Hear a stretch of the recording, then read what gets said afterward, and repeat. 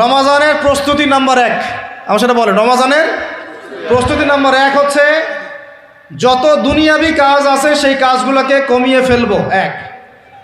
দুনিয়াবি কাজগুলো কি করব? মানে দুনিয়াবি যত কাজ, যত ব্যস্ততা যা আছে এগুলোকে কমায় নিয়ে আসবো, যাতে রমজান মাসে আমাকে বেশি বাইরে দুনিয়াবি প্রয়োজনের বাইরে বের হইতে না হয়, মানে বেশি ব্যস্ততা আমাকে দুনিয়ার জন্য না করতে হয়। মনে করেন যে আপনি চাইলে এখন যদি সামর্থ্য থাকে রমাদান এবং ঈদের বাজার করে রাখতে পারেন, কারণ লাইলাতুল কদর নষ্ট করে ঈদের বাজার, আর রমজানের অনেক রুহানিয়াত নষ্ট করে দেয় দুনিয়াবি বাজার ঘাট, তাই না? সবার সামর্থ্য হয় না, কিন্তু বড় বড় যে বিষয়গুলো আছে, বড় বড় খাবার, মৌলিক খাবার, এগুলো আপনি 2 মাসের জন্য বাসায় রাখতে পারেন যদি সামর্থ্য থাকে। সামর্থ্য নাই তাহলে সেটা আলাদা বিষয়।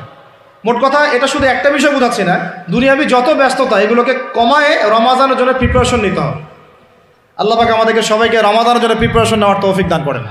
এটা হলো মনস্তাত্ত্বিক প্রিপারেশন, যে রমাদান আসতেছে, আমি শাবান মাসেই আমি আমার কাজগুলো গোছাই নিব যাতে রমজানে আমি ফারেক থাকি ইবাদতের জন্য। বুদ্ধিমানের কাজ না এটা? আল্লাহ পাক তৌফিক দান করেন, আমিন। 2 নম্বর হচ্ছে ভাই, রমাজানের আমরা সবাই 30টা সম রাখবো বলে নিয়াত করি, আল্লাহ পাক তৌফিক দান করেন, আমিন। কিন্তু এখানে একটা কথা, 2 নম্বরটা হচ্ছে রোজা রাখার মতো রোজা রাখতে হবে। কি বললাম বলেন? রোজা রাখার মতো রাখতে হবে। এটা কেন বললাম, কেন বললেন ভাই? উত্তর দিচ্ছিস। উপোস থাকা, না খেয়ে থাকা আর সম রাখা এক জিনিস নয়। পানি ছেড়ে দেওয়া, খাবার ছেড়ে দেওয়া আর ইসলামী সম এক জিনিস নয়। অনেক ধর্মের মানুষ খাবার পানি ছেড়ে দিয়ে থাকে, উপাস থাকে না?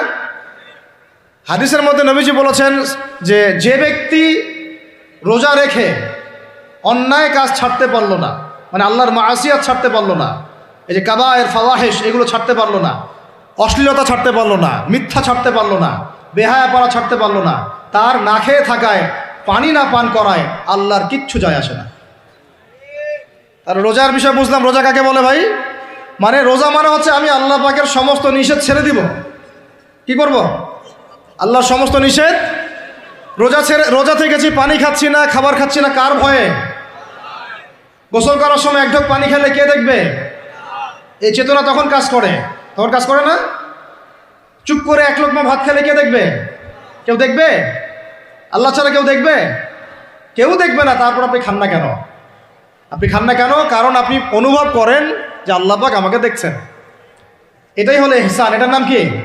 ইহসান। এটাই বলা হচ্ছে হাদিসে জিবরিলের মধ্যে, আনতা আবুদুল্লাহ কাআন্নাকা তারাহ, তুমি এমনভাবে আল্লাহর ইবাদত করো যেন তুমি আল্লাহকে দেখতে পাচ্ছ।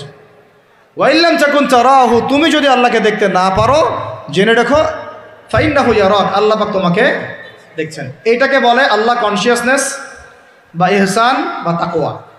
আর তাকওয়া হাহুনা, তাকওয়া কোথায়? এখানে।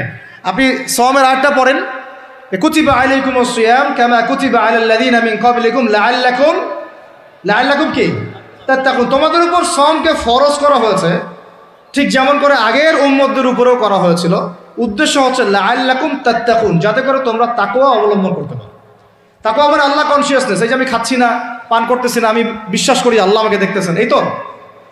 সেই বান্দা কেমন করে রমজান চলে গেলেই বেনামাজি থাকতে পারে? রমজান চলে গেলে কি আল্লাহ তাকে আর দেখে না? সেই বান্দা কিভাবে সুদ খায়, তখন কি আল্লাহ তাকে দেখে না? সেই বান্দা, একই বান্দা কিভাবে জেনা করতে পারে? মেয়েকে নিয়ে কেমন করে বাইকে ঘুরতে পারে? কেমন করে গায়রা মাহরামের সাথে আমরা করতে পারি, ফ্রি মিক্সিং করতে পারি? কেমন করে সে জুয়া খেলতে পারে? কেমন করে সে মাদক খাইতে পারে? কেমন করে সে আল্লাহ দ্রোহী আইন বাস্তবায়ন করতে পারে? যদি সে এই চেতনা থাকে যে আল্লাহ আমাকে দেখছেন, এই চেতনাটাকে বদ্ধমূল করার জন্যই রমাজান আসে। বলেন সুবহানাল্লাহ। আমি বুঝাতে পারলাম রোজা রাখার উদ্দেশ্যটা কি? ওই জিনিসটাকেই আমাদের ভিতরে ইনস্টল করাই হলো উদ্দেশ্য। লাআল্লাকুম, অংশটা বলেন, লাআল্লাকুম তাত্তাকুন। তাকওয়া কি কিনতে পাওয়া যায় বাজারে? এই যে আল্লাহ পাক আমাকে দেখছেন, আমি খাবো না, আল্লাহ আমাকে দেখছেন, আমি পান করতে পারবো না, আমার রেস্ট্রিকশন আছে, পিপাসায় গলা ফেটে যাচ্ছে একেবারে রোদের মধ্যে, তাও খাচ্ছি না কেন? কার ভয়ে? ওইটাই জীবনের সব ক্ষেত্রে বাস্তবায়ন করার জন্যই রমজান আসে।